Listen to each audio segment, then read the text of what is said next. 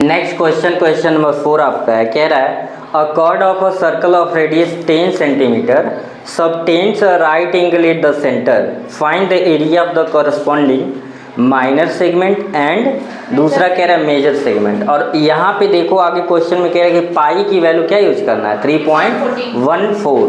तो ये याद रखना है आपको कि जो पाई की वैल्यू लेने के लिए कहेगा वही हमें क्या करना है, कंसीडर करना है।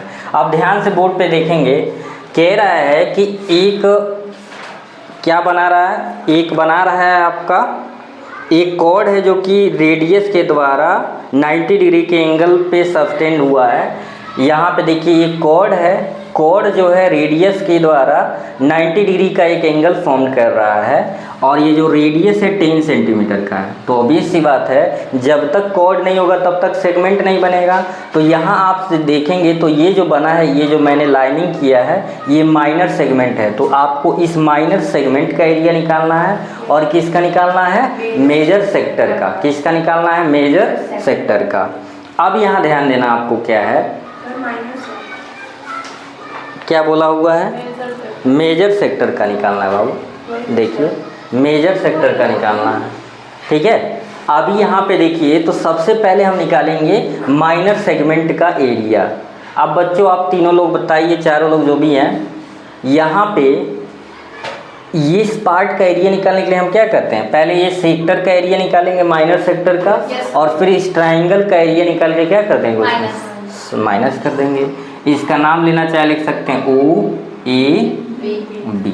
तो पहले हम निकाल लेते हैं area of minor sector.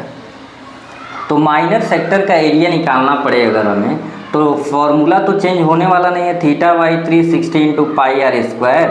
Theta की वैल्यू कितने डिग्री यहाँ पे है, 90 डिग्री। 360 इंटू इसकी वैल्यू क्या लेना है, क्वेश्चन में ध्यान देना है 3.14, और रेडियस क्या दिया हुआ है, रेडियस 10 है। तो स्क्वायर है तो 2 बार लिख लीजिए। 9 4 टाइम में कट जाएगा 2, ये हो गया 5, और फिर 2 से कैंसिल करेंगे 5। तीनों का मल्टीप्लाई करके आप लोग बताइए क्या आ रहा है। पहले भी आप लोग किए हैं, इस क्वेश्चन को चेक करिए एक बार। 5 इंटू 5 इंटू 3.14 क्या आ रहा है, 78.5, और चूँकि मेजरमेंट सेंटीमीटर में है तो ये सेंटीमीटर स्क्वायर हो जाएगा। नीचे अभी दिखाई दे रहा है ना, चलिए। And area of triangle OAB। अभी बताइए राइट एंगल ट्राइंगल है तो 1 बेस इंटू किससे लगा लेंगे, हाइट से। तो 1/2, बेस भी 10 है, हाइट भी 10 है, तो 2 5 से क्या हो जाएगा 10, तो 5 10 हो गया 50 सेंटीमीटर स्क्वायर। अब आप यहाँ पे ध्यान देंगे, लिखेंगे therefore area of minor segment. तो फॉर्मूला क्या था, area of minor sector corresponding minor sector minus area of corresponding triangle.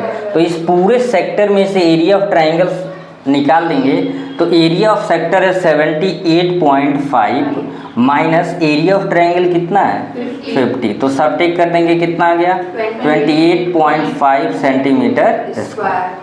अब हमें क्या निकालना है, दूसरा पार्ट। कहीं भी कोई डाउट हो तो आप लोग कमेंट सेक्शन में उसको ज़रूर पूछें, या वीडियो को एक बार रिपीट करके देख लें, उससे आपको डाउट ज़्यादा इजी है कि 1 से 2 बार में समझ आ जाएगा। उसके बाद भी नहीं आए तो आप कमेंट कर सकते हैं, और अगर वीडियो पसंद आए तो अपने दोस्तों के साथ शेयर तो करना ही है। बाकी यहाँ पे दूसरा पार्ट जो है मेजर सेक्टर की बात समझते हैं। तो मेजर सेक्टर सिंपल सा है, हम क्या कर लें, एरिया ऑफ सर्कल निकाल लें और उसमें से जो ये सेगमेंट का एरिया निकला है उसको सबट्रैक्ट कर लें। तो निकालेंगे नाउ एरिया ऑफ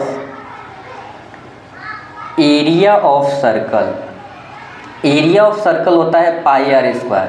पाई की वैल्यू 3.14 लेना है, रेडियस क्या है 10, तो 10 इंटू 10 100, यानी डेसिमल ये समाप्त हो जाएगा 314 सेंटीमीटर क्या हो गया स्क्वायर। तो लिखेंगे therefore area of major sector.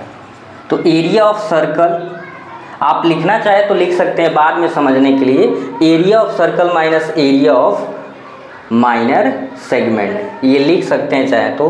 340 है और जो आपका एरिया ऑफ माइनर सेगमेंट है कितना है आपका 28.5 पे है।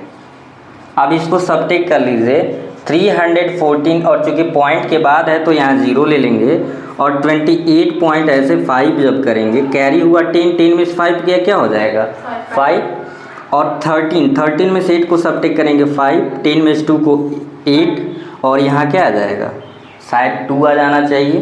तो सबट्रैक्ट किए तो 285.5 और सेंटीमीटर क्या हो जाएगा स्क्वायर।